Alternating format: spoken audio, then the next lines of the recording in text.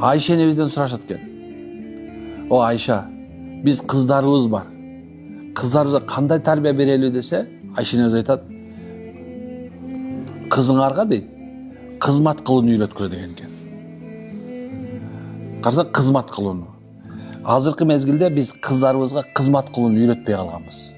Биздин балдарыбыз кызмат кылбайт азыр. Жада кызмат кылуу. Ата-энеге кызмат кылуу, бир тууган кызмат кылуу, күйөөгө кызмат кылуу, кайненеге кызмат кылуу. Эмнече бул ошо менен аял киши өсөт экен. Көрдүкпү? Демек, балага тарбия берүүдө пайгамбарыбыз өзгөчө көңүл бурган нерсеси эмне экен? Пайгамбарыбыз адамга сапат үйрөткөн. А сапат кызга дагы, эркекке дагы сапат керек экен.